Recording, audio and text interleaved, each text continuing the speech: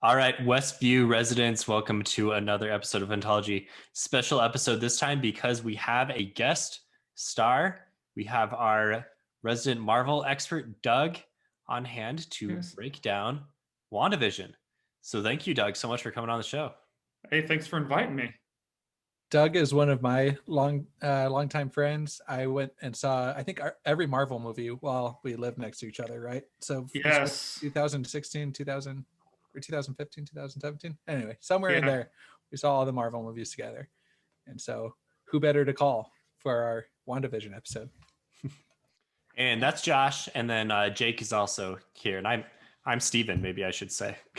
Yeah, I'm just here along for the ride. I really enjoyed WandaVision, but I'm not like super knowledgeable about all the Marvel exploits. So Yeah, I think I might be in the same camp a little bit. I am really interested to learn from Doug, so I'm excited to hear what you have to say. Some pressure. Let's do it though. All right, so WandaVision, it concluded last Friday. We're going to try to get this episode out as soon as possible. So let's talk about what we were thinking about going into the show, because I think there were a lot of questions and unknowns, like the first Marvel TV show in some time, at least the first like modern show that I've experienced. So what were you guys expecting going in? That is a great question. I did. Oh, go ahead, Josh. I did not know what to expect. So I've been a moderate fan of like everything that Marvel has done on the small screen. And so I liked the Netflix stuff. I think Doug and I binge watched Iron Fist together. We watched it all like in one sitting or something. And Daredevil season 2, yeah. I think. Yeah. And then You watched the whole season in one sitting? sitting? My family was out of town. And was your family? I don't know. We had a night where my family was out of town too. We got I think both of our some pizzas. Yeah. It's a good time. Okay. But so, and then I'm not current on Agents of S.H.I.E.L.D., but I liked that. Okay. Like it was definitely cheesier. So I've kind of enjoyed what Marvel has done on the small screen, but this seems like they're kind of rebooting that, which we can get into later on. But, so I had my hopes high, but I didn't quite know what to expect from it. Yeah, and thanks for the reminder, Josh, because there were some other small screen offerings that I just completely deleted from my memory. The Netflix ones especially were really good. But yeah, Doug. That's how Kevin Feige wants it. He wants them deleted from your memory. The Agents of S.H.I.E.L.D. was confirmed to be in a different dimension or universe, and the Netflix things as well.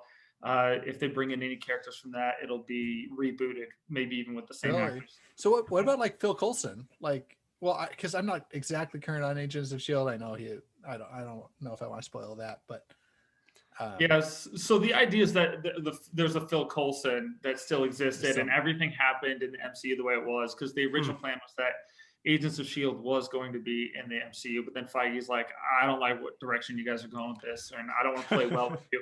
He didn't want to share because he was keeping Infinity War, Thanos, he was keeping all of that under his hat, right? So he sort of just let that be like, okay, well, Agents of S.H.I.E.L.D. existed in a universe where everything was exactly the same up until Coulson was brought back to life. So, and it's really handy when you can just say, oh no, that was a different dimension. We're not doing that anymore. So is he dead in the Prime Marvel continuity still? Yes, he would be. Yeah, unless they do something that brings Agents of S.H.I.E.L.D. into this one and says, no, Agents of S.H.I.E.L.D. was Prime the whole time. But as of right now, no, there's no evidence of Coulson being like, because there's no way Tony Stark wouldn't know all that was going on. There's no way. So especially when S.H.I.E.L.D. fell and all their secrets got released, right? And Captain America: Winter Soldier, all their secrets got released to the internet. There's no way they would have kept Project Tahiti off the internet. But they were still like doing, like there was a tie-in to, what was the last movie that had a tie-in directly from S.H.I.E.L.D., from Agents of S.H.I.E.L.D.? A movie? Yeah. So it never went TV show to movie, right? So the idea is that the movies were the same, but then the TV show was kind of like a different part of the universe. Like the movie stuff was going on. It's really confusing because initially they wanted it to be, but then Feige was one like, I'm not going to do this. Because I mean, maybe they were saying on the Darkhold, like I don't know how long Feige was planning that, but they had a storyline about that with Ghost Rider and Shield and Agents. Yeah, of that was a very watered down Darkhold, and that's actually one of the main points I'm going to be. The Darkhold is one of the only things that were from WandaVision that shouldn't say one of the only things, but it's like the main thing that's going to be connective tissue. It's like the new Infinity Stone, right? So there might be lots of other magical texts, but I think we're definitely going alternate dimension, magical. Instead of like everyone thought we were going to go galactic after Thanos, but it looks like they're going interdimensional, not necessarily Galactus. So you're not going to get Galactus and all that stuff, maybe necessarily as the big thing. It sounds like they're going interdimensional. And that's where the Darkhold is a little bit more involved. Man, all this is like way over my head. I watched the Netflix series, which were a mixed bag. I feel like Daredevil was really good. Some of Jessica Jones was good. Season 1 of Luke Cage was good. But I never watched any Agents of S.H.I.E.L.D., so I have like no idea. The Punisher was good. That was Punisher. Season 1 was good. I can't remember how many seasons. Yeah, season 1 was good. Season 2 of The Punisher was not good. Season 2 had its moments, but overall, I would probably give it a C. Yeah. Overall. Or Josh knows this, I would give it a Wendy's. Yeah, exactly. Josh knows what that means. Yeah. Yeah. So the Darkhold, I guess I don't even know what that is. Should we talk about that later on, or is that something we should get into now? Probably later on. Yeah. Yeah, just because. Okay. Yeah. So back to expectations. Me being someone who had only seen, like, when it came to Marvel TV, I'd only ever seen like Daredevil and the Netflix stuff. I was like didn't have high expectations at all for WandaVision. I was like, so Jake, whenever there's like a TV show that's coming out, Jake, if he's not excited about it, he always says, "This looks like some cheesy Marvel TV show." That's like his go-to criticism. I specifically say Agents of S.H.I.E.L.D. Yeah, like I specifically compare it to that because, like, that's fair. I've seen like an episode or two, and I was just like, I have no desire to watch this. And I don't know if I thought it was going to be like that. I just wasn't. I didn't feel like it had a compelling storyline. Like WandaVision, you mean? Yeah, I didn't think WandaVision from the trailers didn't look like it would have a compelling storyline. That being said, once I saw it, I was like, I don't even care about the storyline. I just love the sitcom recreations. And the storyline was like a cherry on top of that. Yeah, so actually that goes into like what I was going to say. My expectations are exactly the same as you guys. I'm a Marvelite. Like, I've been in it since Iron Man, right? Like, I'd seen other comic book stuff before, but when I saw Iron Man, I knew I was watching something special, something I should pay attention to, something that was going to connect and be worth my time. And so like, but even with all that, I saw WandaVision and I was like, I was the same as you guys. I'm like, I'm excited. Marvel's back. Yay. You know? And I even posted on one other person's thing that I was like, the WandaVision trailer made me more excited for Falcon and Winter Soldier. Right. Cause I was just really excited to get to the Marvel action comedy stuff. And, but I was pleasantly surprised. And this isn't the first time Marvel's done this. Marvel, if you remember, Guardians of the Galaxy had very similar reaction to trailers. It's like a talking tree, a raccoon. Who the frick are these guys? Like, I don't know who these guys are. But then when people saw it, it was like, dude, this is amazing. And I think honestly, and this is a theory of mine, is that like the low expectations actually made you look at it more honestly and like it better. Because when Guardians of the Galaxy Volume 2 came out, now we have expectations. We've seen Guardians of the Galaxy Volume 1, and Volume 2 disappointed a lot of people. And I think that disappointment comes from the expectation. But when nobody has expectations, like WandaVision, it's like, well, I guess we're doing this, then it has a better shot of succeeding. I wonder if the next Thor, like Love and Thunder, might have a similar thing happen to it. I think that they're doing it unique enough. And I love Taika Waititi's all of his movies.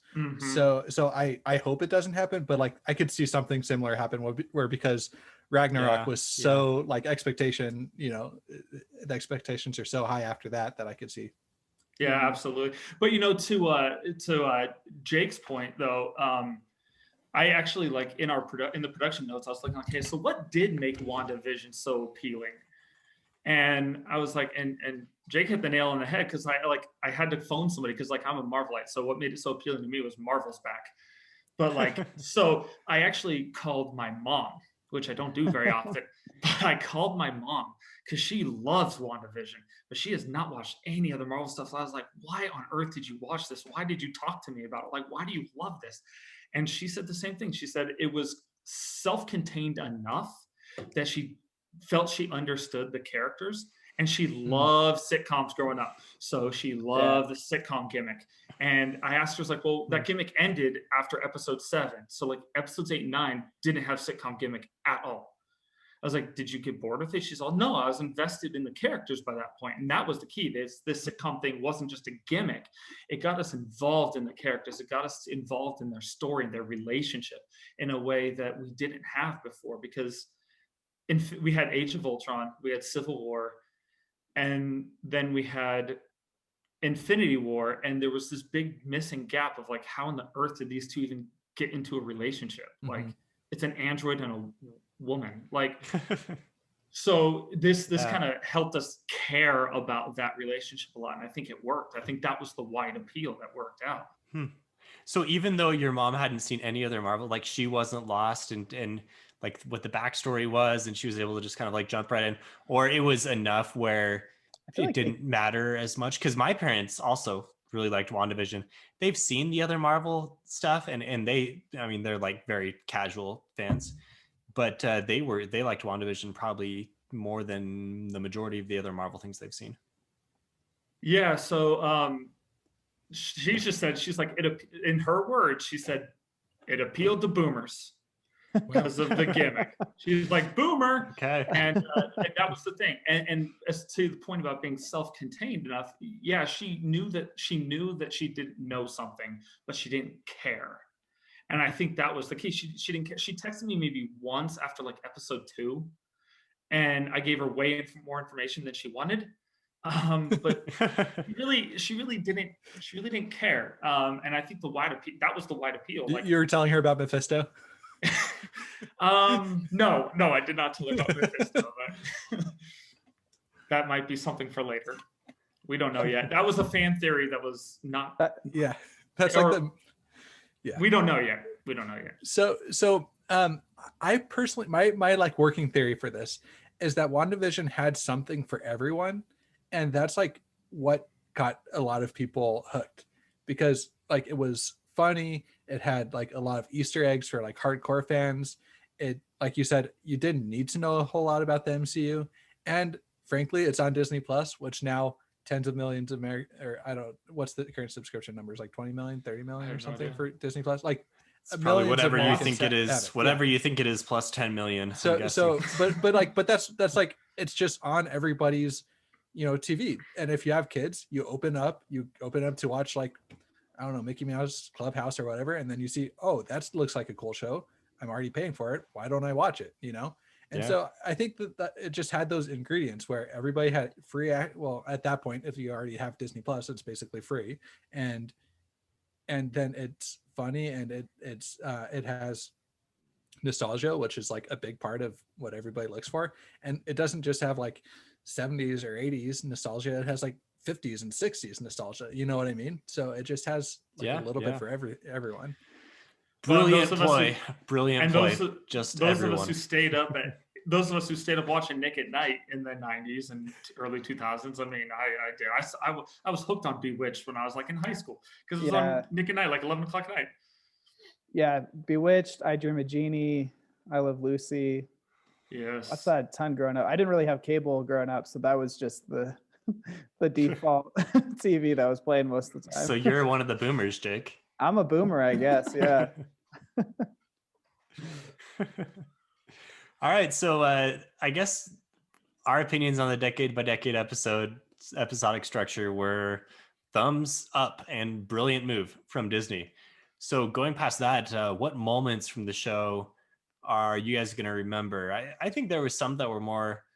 Not every moment was big, I guess, is what I'm trying to say. There are some that maybe were a little more forgettable, but there were others that are definitely going to stick with us. So what were those things?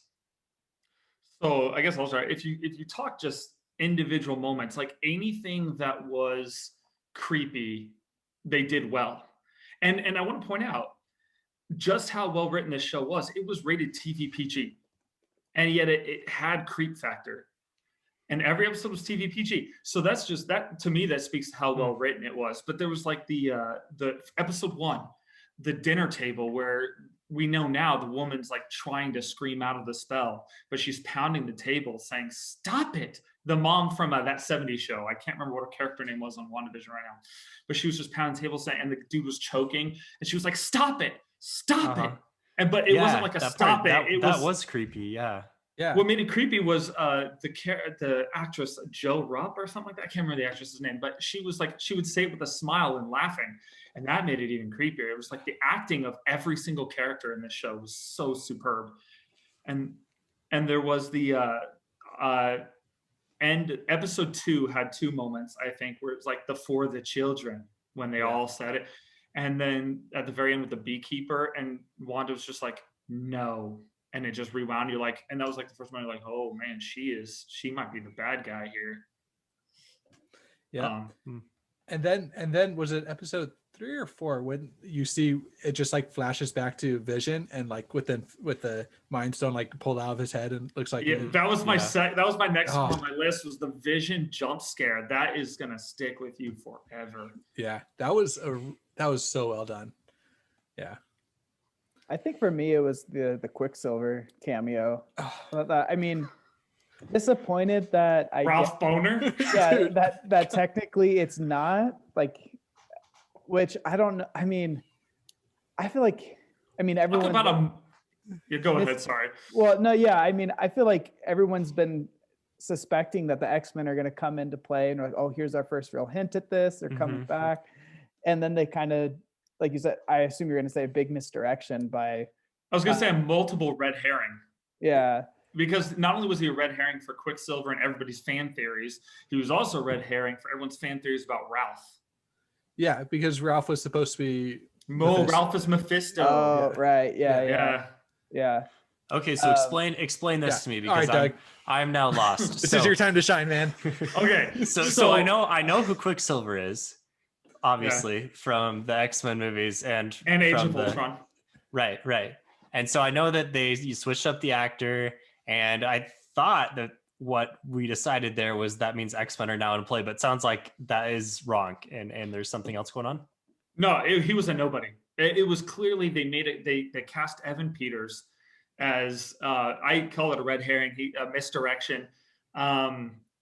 They wanted fans to think, and this was okay. So one of the things WandaVision did masterfully that people probably don't like, but they still did it masterfully, was they trolled the fans so hard all throughout this show. All throughout Paul Bettany trolled us. Everything trolled us. Like the whole, like with the rabbit and Scratch, calling the rabbit Scratchy, and Scratch is supposed to, Mr. Scratch. And Scratch is supposed to be an old Gaelic name. I can't remember, old name for the devil. Yeah. So it's like, ooh, that's Mephisto. The rabbit's Mephisto. And then it's like, but who's this Ralph she's talking about? Ralph must be Mephisto or Nightmare or somebody, one of these other Marvel interdimensional characters. And then they're like, oh, here's Quicksilver. Maybe we all know Agnes brought him, but maybe she brought him from the X-Men dimension. Turns out Ralph is literally just some stoner guy who lives in his parents' attic. And his name is Ralph Boner, or at least that's what he wants us to think his name is, because he thinks it's funny. And that's the Ralph she's talking about. The bunny was just a bunny, not a familiar, like everyone was saying, because witches have familiars. And it's like, it was. But he was fast. He had the powers. Magic. I mean, it was just Agatha Harkness's magic. Yeah. The necklace. Yeah. When she took that necklace off it, he lost his powers. Okay. He lost his powers. I missed that. I was not paying close enough attention. Okay. Yeah. So Monica's. We're gonna get into a lot of stuff. We're going way jumping all over. Let's just jump in, right? Yeah. So Monica's powers, when she went back and forth through the hex, she was able to recognize and counteract magic. So she can see it, and she can kind of counter it. And that's why she was able to drop out of the sky when Wanda was lifting her up. And so basically she kind of started learning how to control that. And so when she had pinned Ralph Boner, who clearly was a nobody, who had no abilities, because she was, even with his magical powers imbued to him, she was still able to flip him over. She saw that his necklace was it was an enchanted object. And so when she pulled that thing off, he was just Ralph. And he was like, please let me go, or whatever he said. Yeah. So that was a highlight for me, but also sad because I'm like, dang, I really want the X-Men thing to happen. I just cannot believe that, like, this seems like a what's his face? The X-Men guy, Deadpool. This seems like a Deadpool thing to do, where like you just troll the fans so hard. You know what I mean? Like that, because I cannot, like, that shocked me. Like with both the Mephisto thing and most of all the Paul Bettany thing, and like you were saying, Doug, the Evan Peters. Sorry, Evan Winters is an author that we like, but Evan Peters. He the fact that like all of those things were trolling fans. Like, I cannot believe that Disney was like gutsy enough to do that, because I mean, I'm not gonna lie, I liked the season as a whole, but I was like pretty kind of peeved after the final episode that like all of those things were such blatant trolls. Well, okay, so we talked about the Quicksilver thing. Tell me what the Paul Bettany thing was. The Paul Bettany thing. So Paul Bettany, he gave an interview and he said, he's the actor that plays Vision for yeah. Okay. So Paul Bettany plays Vision, and he gave an interview saying that there was a cameo coming, and it was he stars alongside this cameo, alongside somebody he and Paul Bettany said this, someone I've never worked with before, and I think our chemistry really sparks. And he was talking about working with himself. Yeah, he was talking about acting against himself. The White Vision. Yeah. Okay. Yeah. So, but he like specifically said it was like a Luke Skywalker level cameo for, well, dang. I don't want to spoil something. You punk. But it was like a big cameo to like I think that's what he said in the interview. I think that anyway. Well, if he said it, then we can say it, right?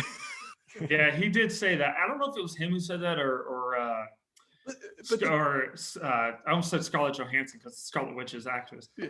I thought she said that about Evan Peters. I thought that's who she was referring. Well, that's what, but that's what kind of people thought. But then the general consensus was that it wasn't. It was going to be like Benedict Cumberbatch, because they had never, apparently people had gone through the archives. Although they'd been in movies together, they had never been on set together, and like all that kind of stuff. Well, they had been, and that one of the things that like I recognized was that they actually have worked together, Benedict Cumberbatch and Paul Bettany, on a play in London. Oh, okay. Well, my sources are wrong. That's a star-powered play. We should go see that one. Guys like that do that all the time. Was that tweet/interview from Paul Bettany, was that like sanctioned by Marvel, or was that just him being funny? It was a publicity interview. So it's one of those things where they go around to promote. And so it was another outlet. I can't remember who the outlet was. I can't remember if it was like THR or something like that, but it was some other outlet, and it was a recorded interview. Yeah, but you think it was Marvel? Disney didn't do. I don't know. They didn't do damage control. No, actually, the showrunner for WandaVision came out with a statement in his own interview and said, "Yeah, Paul Bettany, you're on your own with that one, man. I'm not backing you up." Oh, okay, so it was just Paul Bettany being himself. Yeah, but just as a casual, like, you could, I don't know. It was Paul Bettany, obviously, like, trolling fans, but just like all these big trolls that added up to like being like really gutsy, I think. Okay, so tell me about Mephisto. I've heard the name. I've heard you guys talk about it. I don't know what's going on there. So Mephisto is like, he's not actually the devil, but he's sort of like he's more than willing to take on the role. He is a demon character. He's more than willing to take on it, kind of like Thor and Odin take on the role of gods to the Norse. Okay. It's the same thing. Like, he rules over the Norse mythology realm of hell. And he's sort of just like Thor would be. He's an interdimensional being with great power. he just comes from that dimension. And Mephisto was a big theory because in the comics, shards of he was kind of gone, and shards of his soul were used to create Billy and Tommy, the children, who would later become Wiccan and Speed of the Young Avengers. But they actually, and then there's a whole comics book storyline where Mephisto and his agents manipulate the situation ultimately and basically turn Wiccan and Speed back into Mephisto. And he sort of is kind of all powerful. He's also the guy that is responsible for like one of the most hated Spider-Man storylines in the comics of all time, where he pretty much saved Aunt May, but traded Spider-Man's like relationship with Mary Jane, and so they never had a relationship. And so he's got all kinds of power like that. It's like you can make a deal with him like you would make a deal with the devil, so to say. And so throughout the show, everyone was looking for that big moment, and it just never came. Well, and everyone thought Agatha Harkness was working for someone else, and I'm not. Ralph was supposed to be Mephisto before, like because he was like referred to so much but never seen, and she obviously seemed off. And it was like their marriage was the same day. Like there's something about July 2nd, right, Doug, or something like that, where the date on the calendar was an Easter egg for a Mephisto appearance. Anyway, there's like a whole bunch of stuff that they intentionally put in as like red herrings that they knew fans would pick up on and theorize on. Unless they're planning on doing a double fake and saying, actually, Ralph here really was Quicksilver or whatever, and like the thing took away his power, but it didn't take away the enchantment of him thinking he was Ralph. You know, you never know. They might try to do that. Yeah. But as it stands right now, it appears that they trolled everyone like multiple times during this season, which I'm happy. Like I'm both like upset about it because, you know, you get invested in these theories, but I'm also happy that Disney is becoming a little bit more willing to take these kind of risks. And then maybe that stops other people from like just thinking that they know how everything's going to go in future Marvel things. I just want X-Men, man. I just want X-Men back. They're working on it. Currently, there is a leak that there is a movie that they're developing for right now, storyboards and stuff, and its code name is The Mutants. So I get the X-Men. Yeah, I heard that. So I'm learning that I need to pay more attention to some of these backstory comic or type not. things, or not, because they might just be trolling you. Like that's I think that's the thing is that like. So there's as going to be some real didn't, connection. But as someone who didn't know those things, I was watching the show thinking Agatha's obviously the bad person. Like I didn't know what it was leading to or who she was, but it was just so obvious to me throughout. I mean, from starting like, I don't know, episode 3, 4, it's like, okay, it's obviously her. Let's just get to the point where it was her. So I felt brilliant when it was like episode 7, here she is. It was her. I was like, yeah, of course it was her. But apparently if I was a real fan, then I would have been more duped. Well, and in all honesty, you not knowing necessarily, like even Agatha, like you don't like Agatha Harkness was basically other than the name and her being a witch, it was essentially a new character. Because the backstory of Agatha Harkness was that she was a nanny for the child of the Fantastic Four. She was really old, a survivor of the Salem witch trials. She looked old. And in this, she was a survivor of her own convent that was trying to like, or whatever you call the group of witches, that was trying to coven. That was trying to kill her. So that's what she was a survivor of. And it was also in Salem. So like that was connected a little bit. But other than that, she was basically a new character. So, you know, it's one thing for me. She didn't have much of a, like, I know there was a little backstory with what you just said, but other than that, she was a little confusing to me. Like, how did she get there and what exactly was she trying to do? I mean, I guess we got some hints of it, but she was a villain who I just had a lot of question marks around. Well, she wasn't really the main villain, right?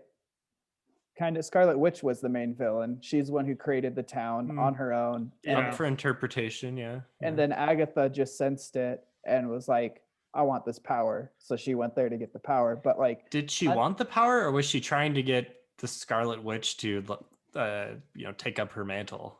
Oh no, she wanted it. She wanted the power. She wanted it. She was trying to beat Scarlet Witch down.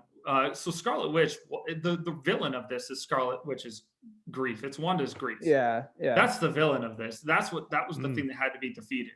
I like that. Agatha was just like a side, like, I don't know, like a consequence of that.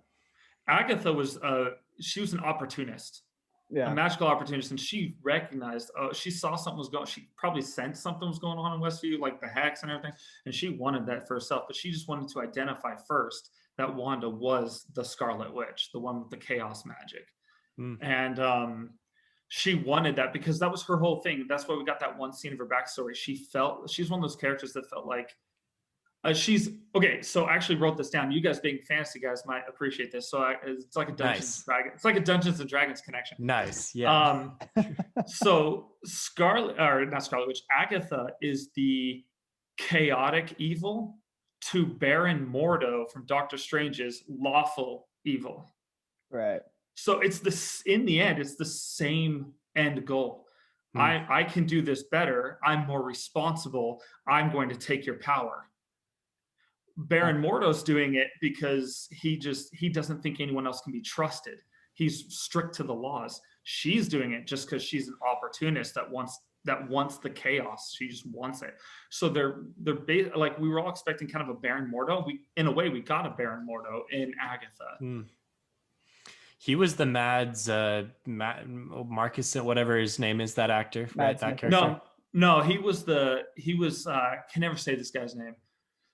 He looks like him, but Baron Mordo was the friend of Doctor Strange until the very end when he disapproved of both the Ancient One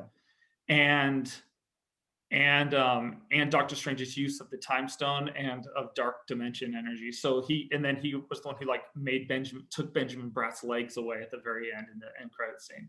Yeah. So he said too much. There's too many sorcerers, and he took the magic from Benjamin Bratt's character. I thought you were talking about the main antagonist from the Doctor Strange movie, not the purple eyes guy. Not the purple eyes guy. Yeah. But no, the guy who was a good guy all the way up until the end. Right. Yeah. Okay. Yeah, you can tell how much of a casual Marvel fan I am. the purple eyes guy. Purple eyes, yeah. Yeah. So that's kind of and to your point, like I think Agatha, like everybody in this show did great. Like I said before, Catherine Hahn did an amazing job playing Agatha. But I think episode 9 didn't do her character any favors at all. Like I think episode 9 is the reason why you guys are she was kind of like a side villain. She didn't really matter because all she was doing was flying around throwing purple bolts. Mm-hmm. Well, and I think in the arc, like you're saying, the arc, I guess the antagonist of Wanda's story arc was her grief. It wasn't Agatha. Agatha was this opportunist who was just kind of a consequence of the hex happening. And so it kind of felt like she was supposed to be built up to be the big bad, but she really wasn't. It was kind of this, I could understand it being confusing for more casual watchers of, oh, she did all this when no, Wanda still did it. And Wanda had to resolve that on her own. But the big battle was with Agatha at the end. Yeah, and you saw the big battle did a couple good things in that it facilitated Wanda taking on her true form. This is my final form, Dragon Ball Z style. Yeah. And kind of a back to X-Men, kind of a Phoenix Force vibe from the okay. Yeah. Is that how it was in the comics? I'm not literate in the comics at all. Not exactly, but yes, chaos magic is what Scarlet Witch goes. So Scarlet Witch was initially introduced as this child of Magneto. Right. Yeah. And then her powers kind of grew over time until they basically said that she had chaos magic. But was the Scarlet Witch a persona like the Phoenix Force in the way they portrayed it in the show? Where it's this persona that is it kind of felt like it was a new persona. Yes, in a way. One of the big clues of what they're going towards was one of the last, I think was the last commercial that they showed you, the Nexus, about the antidepressant. That was a call out to the fact that Scarlet Witch is a Nexus character, meaning that she is a character that remains the same throughout every single dimension. Okay. Chaos magic is the source of all creation. And so there's always a so she's like, you're the Scarlet Witch. She's like, you're the Scarlet Witch for this dimension. Like, that character exists across every dimension because chaos magic is the magic of restoration and rebirth and of everything. So of creation, I shouldn't say restoration, creation. And that's kind of where the Darkhold comes in and some of the future Marvel properties, that this is definitely like the Darkhold I can definitely see being, and chaos magic being the thing that takes us through the phases, kind of like the Infinity Stones took us through the phase, the last set of phases. Okay, I want to hear about this Darkhold thing, but before we do that, the whole thing with Wanda's grief, I think we got to talk about that because that was my favorite part of the show. I felt like as I was watching through all the episodes, I knew that the end game of this was going to be something where Wanda basically had to give up Vision and had to give up this ideal future, this life that she was crafting for herself. That was obviously not true. She's going to have to give that up in order to save all these people, right? She was going to come to some kind of breaking point. And that whole battle where she was like up in the air in the red mist, and very reminiscent of a Brandon Sanderson battle, if you read those books. Anyway, I thought that was just brilliantly done. And then that last scene where she's sitting at the empty lot and like she's so just devastated, and you can see what it took for her to do that. And I mean, I'm not gonna lie, I was somewhat emotional during this part, and I was trying to be honest on Phantology and let you guys know when I was emotional. This was a time. This was some powerful, like really good stuff, and it was my favorite part of the show. I agree with that. I just kind of feel like the end credit scene kind of cheapened that, because she's in there in her like Doctor Strange meditation mode, like seemingly trying to figure out how to bring her kids back, right? No, I don't think she was trying to bring her kids back. I think she was studying to know more about herself. But and then the kids called out. Yeah. Yeah. I don't know. I really liked, like you said, Stephen, I really liked her resolution with the grief and understanding she needs to let go in order to overcome this. You need to let go of this and let people pass on. But then it kind of seemed to reverse that thought in the very last. I had a different interpretation. Josh has something to say. Sorry, are you done, Jake? I don't want to cut you off. Yeah, I'm done. I did cut you off. Okay, sorry. So my interpretation was that she had to accept her grief and like not allow it to ruin her life or the lives of others. That doesn't mean that I think she has to completely like give up on her family or like accept that she can't get these people back, especially when she just found out that she might have the power to be able to bring them back. But that kind of cheapens the whole arc, that she has the power to bring them back. She brought them back, and she realized not only is she hurting people, but she also, like, this isn't the way to go about it. You know, you gotta let it go. Exactly.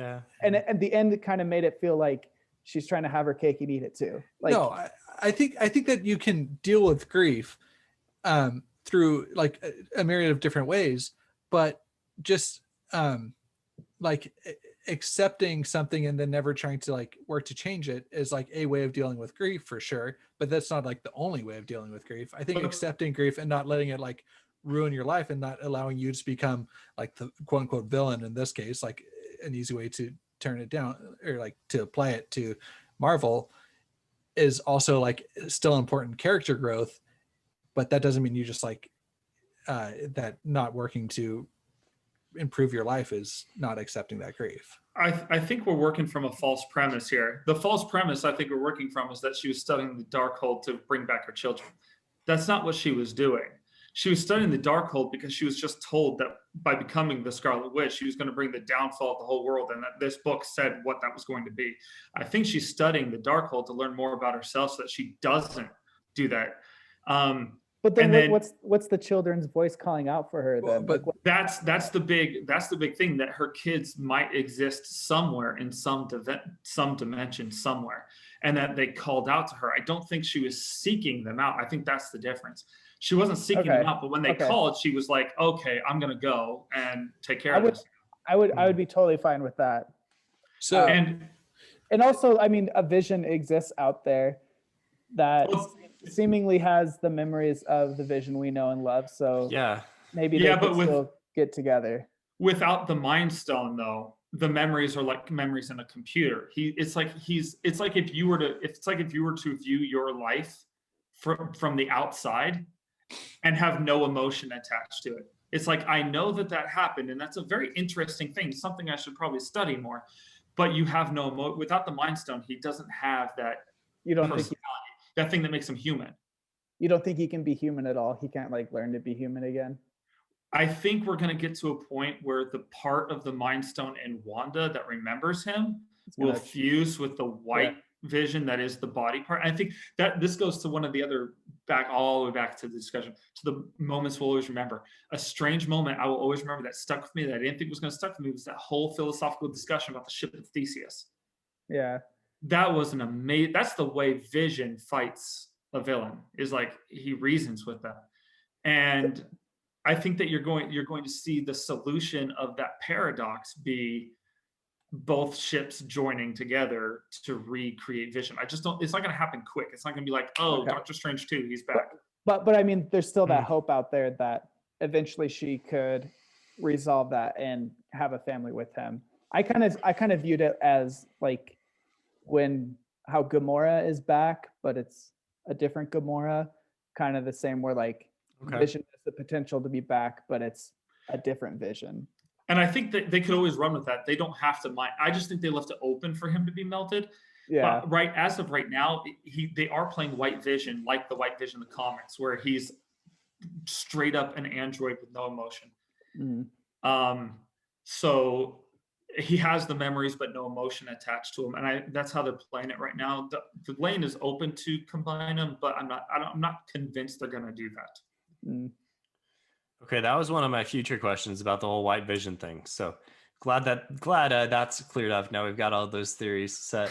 Okay, tell me about the Darkhold thing, because this was not even a term that I had coming into recording this, and now I want to know. Okay, so the Darkhold has a very interesting comics history that we could see this tie into. Obviously, we're going to tie into Doctor Strange 2. That's already known. It's already announced. She's going to be in Doctor Strange 2. She's messing with a book that was, if you go back and watch Doctor Strange, was missing from the library. So it was clearly taken by Agatha or whoever, probably Agatha. And what she was studying, it was probably taken by her back in that beginning scene when they're like, you studied something you shouldn't have studied. Did they specifically say that in Doctor Strange, or is that just a quick shot that it was not there? It's in the background that there's a book missing. Okay. Yeah. It's like the first scene. He goes to the library and there's a book missing, and I first saw some people say, "Oh, that book belonged to Caecilius," but no, Caecilius just ripped out a page of a book. He didn't steal a whole book. So there definitely was a book missing. That's the purple eyes guy. Yes, that's Purple Eyes. Yeah. Good. Okay, full circle. Caecilius, yes, is Purple Eyes guys. So the Darkhold was actually a compilation. It was kind of like for lack of a better term, for not to offend anybody, but it was kind of like a Bible put together by somebody else. So the Darkhold was created by Chaos Magic and details prophecies about the Nexus Scarlet Witch, and it was. In the comics, it was put together into a book form by none other than Morgana Le Fay of the Merlin Knights of the Round thing, which we are getting the Black Knight in the Eternals. So here we're connecting a lot of things. So are they going to show us the origins of the Black Knight? Because Kit Harington is playing a descendant of the original Black Knight. When does that movie come out? This year, right? November, I believe, of this year. Yeah. All right. Jon Snow back in action. Dude, yeah. Jon Snow, yeah. So Jon Snow will be back. Kit Harington is a descendant of the Black Knight, and so you might see Merlin, which is who comes from a different dimension in the comics, but he was the Sorcerer Supreme of his own dimension, and now he exists outside in something called Outer World. But Merlin could be involved. You have Morgana Le Fay. You have the Arthurian legends kind of getting involved here. So there could be an Eternals connection with the Darkhold in addition to a Doctor Strange connection. You also have Thor: Love and Thunder, because the Darkhold was originally written. The pages of it were written by, I never pronounced this dude's name. It's Chuthu, CHTHU. Cthulhu, Yeah. the god I don't of know if that's right, but it sounds right. It sounds right. I obviously the tentacle, the tentacle. Yes. Lovecraftian. Yes. Oh yeah, the Lovecraft guy. Yeah. Yes. And who's in the Marvel universe is God of Chaos. And so Thor: Love and Thunder, you have Christian Bale's character, Gore the God Butcher, who blames the gods for not caring about their people enough. In the comic, he goes and tries to kill every god. And with Jane Foster coming in from another dimension, possibly carrying Mjolnir, you have a lot of areas in here where there could be Darkhold connections throughout, because you have a god who created this ultimate dark magic. You have a guy who blames the gods for everything, trying to kill them. You have the Arthurian Morgana Le Fay connection for the Eternals. So this is where I see the Darkhold can kind of connect to everything, possibly. So before we go on, I think we just have to make the reference that Jon Snow, being a descendant of the Black Knight, is once again taking on the Black, right?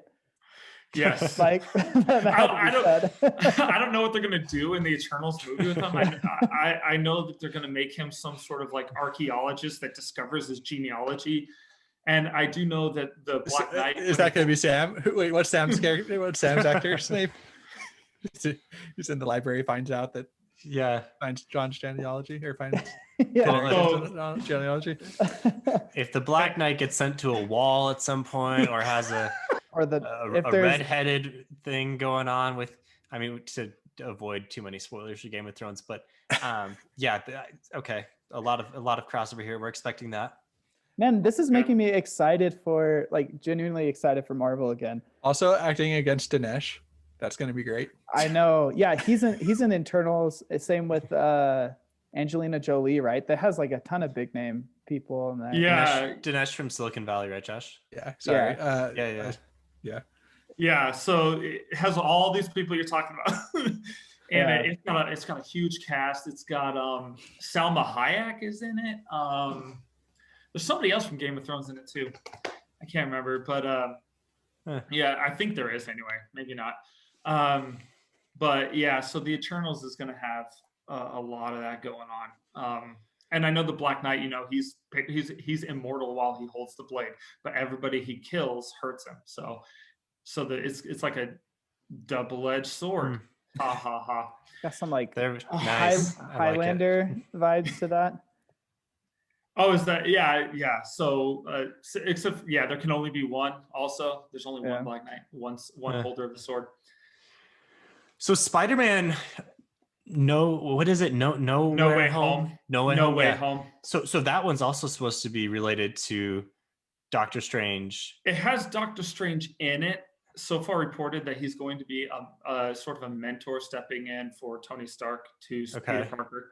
As far as whether or not there's actual interdimensional play with Spider-Man, it's everyone's fan theory, which right now just might be trolling.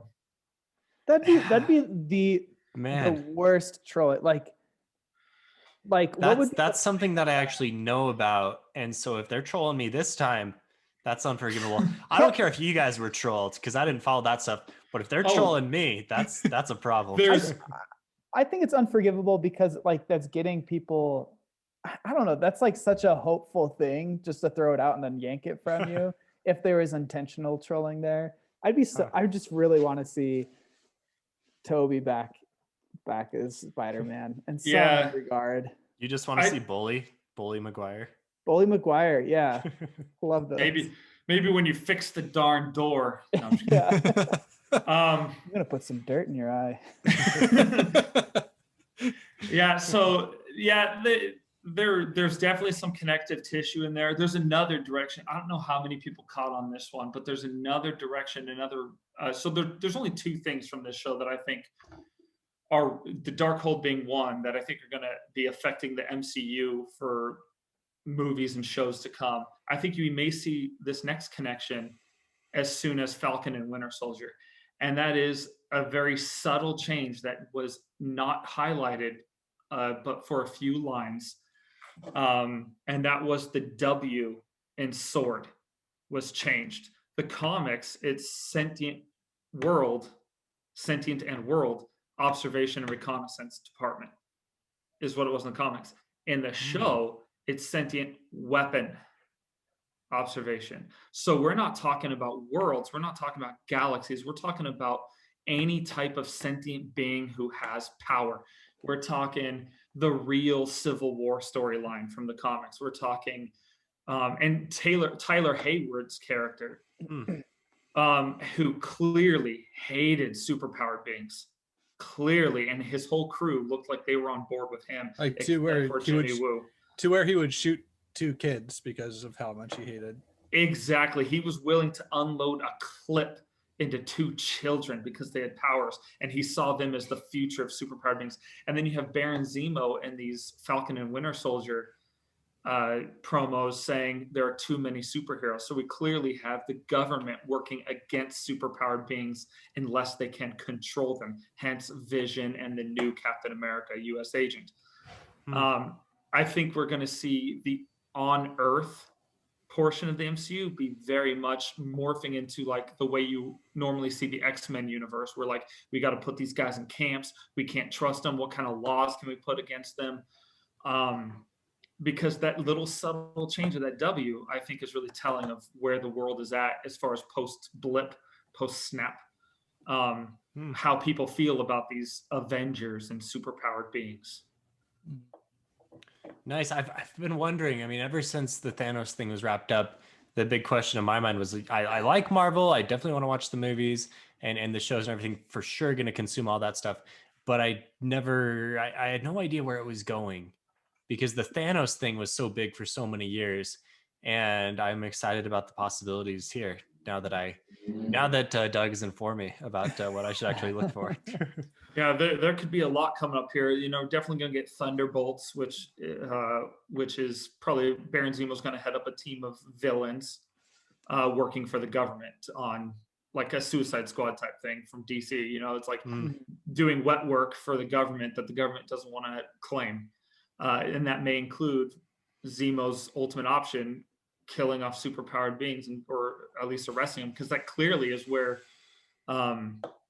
the general was at. I just lost his name right now. Tyler Hayward or something? No, not Hayward. The guy who started in the Hulk. Thunderbolt Ross. Yeah. So he's going to get his team, the Thunderbolts, together, and he's going to hunt down some of these people that he just knows he can't work with. So I have a few questions about Sword being super different. I mean, Nick Fury is obviously like invested in Sword, but did they just kind of get him? Like, do you think it's all of Sword is going to turn into this, even with Nick Fury being involved?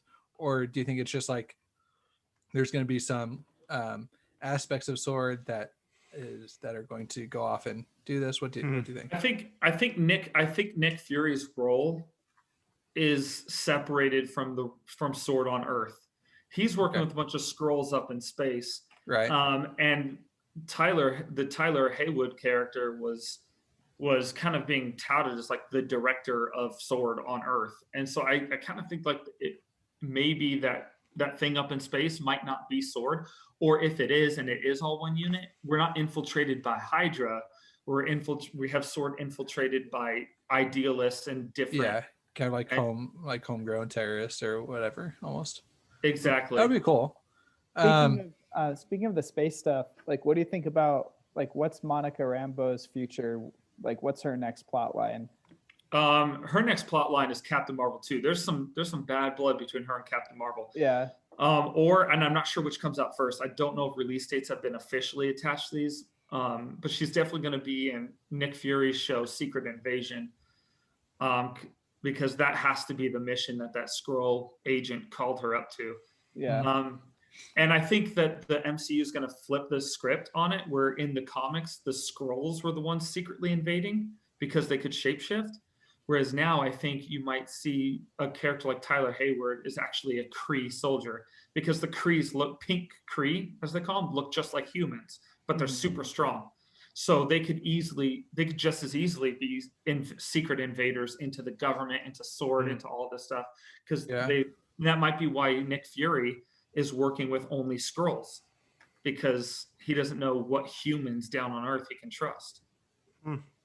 Yeah. So what do you think the bad blood between Monica and Captain Marvel is? Is it just that?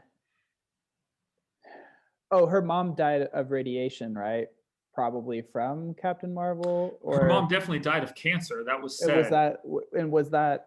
That could have been caused by the radiation from that's Captain Marvel. That would be a bad character moment for her, because she was one who encouraged her mother to go along with Captain Marvel, so she would have to feel guilty about herself. I think she's more upset because Captain Marvel was just not around when Thanos first came. Well, I don't think until the end of Thanos. I think it has something to do with the fact that like Captain Marvel was her mom's best friend, disappeared because she lost her memory, was brainwashed by the Kree, came back, got her memory back, and then disappeared, and then chose to disappear. I think that's the bad blood, like, because she never came back. Yeah, she left, and mom died without Captain Marvel around, without Carol Danvers. And her mom was in the comics, the original Captain Marvel, right? Monica was the original Captain Marvel. Oh, Monica was. Oh, I thought her mom was. So real quick, while we're kind of on this character, I do want to put out one critique of the show, because I think we all liked it, but there was some clunkiness with, I think, dealing with the SWORD aspect of this. Like, kind of the tone always didn't fit with each episode. You did get, you change the aspect ratios to now know, okay, this is like outside of the hex, and this is dealing with the SWORD. But I feel like that was when it kind of came into like, okay, this could be kind of like a S.H.I.E.L.D. episode, like an Agents of S.H.I.E.L.D. episode. There's lots of like hand wavy, like, I love Agent Wu as a character, or is that his name? Jim Halpert? Yeah, Jim Halpert.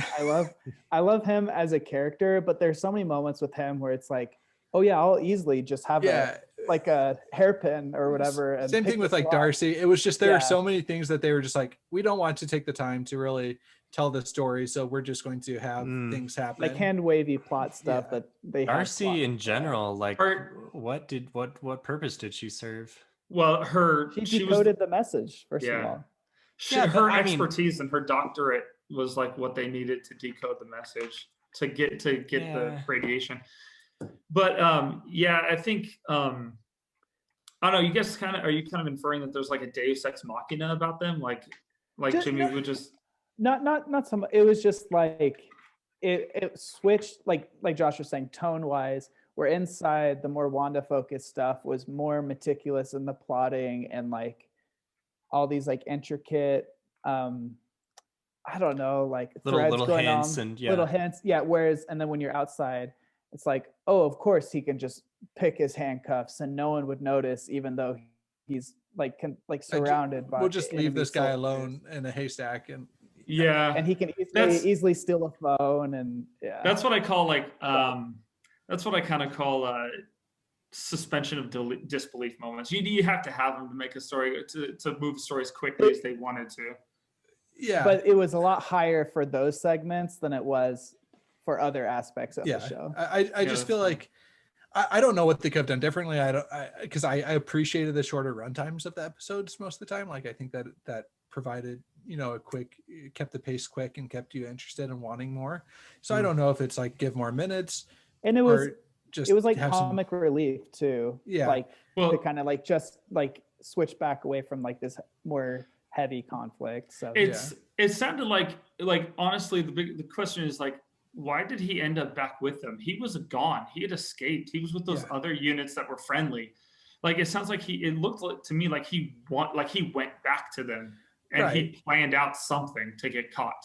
I can see all that, and I don't know. Like, I think you can tell a story in which everything makes sense, but they didn't tell that story. They just had things happen and just like kind of, you just didn't. I was never invested in that storyline. I was never like, oh, I'll tune in next week to see what Darcy is gonna do.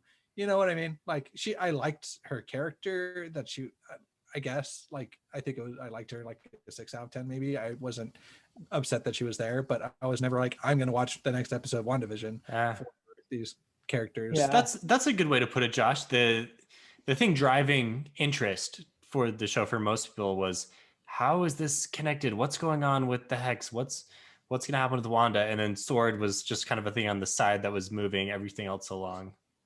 I did appreciate the Ant-Man 2 callback, the flourish when he, yeah, that was cool. For what it's worth, I hope Jimmy Woo is the new Coulson of the MCU. I hope he shows up in everything. That would be awesome. I like him as an actor, and I like him as a character as well. Yeah. So I mean, I don't hate that stuff, and like I think it would be cool if like him and like I like Darcy too. I think she has like a certain charm, and I think that she was used much better here than she was in Thor. Yeah, for sure. So I didn't hate it. Like it's not like it was terrible. It was just like it was the weaker part of the show. It was just a weaker part of the show. Yeah. Like if the whole show would have been like that, then nobody would have really liked it all that much. I think. I mean, people would have liked it, but it would have been something like Shield, where it's like, okay, yeah, you're going to tune in if you're a major Marvel fan, especially for the first few seasons of Shield. But then after that, you're just kind of like, it's not that good, you know? Yeah, that's a good analogy. Yeah. Nice. Okay. Any other last bits of Marvel lore that we need to know, or? Let me check my notes. What I wrote down. I got the first four things. I got it all down here. Well, one cool thing while you're looking through that, one cool thing that's I really like about Marvel, and just the fact that they've gotten so big, they have the ability to do this, is like Darcy's character. Was she just in the first Thor, or maybe the second Thor too? Like she's had like these small roles from forever ago. You haven't really thought about her, but then they can bring her in here, and she's like a more main character, a bigger focus. And I like how they have all this like huge cast that they like, if they have a role to fill, and instead of just coming up with a new character, they can pull a side character. Their internal wiki must be like crazy. Yeah, Brandon Sanderson-esque.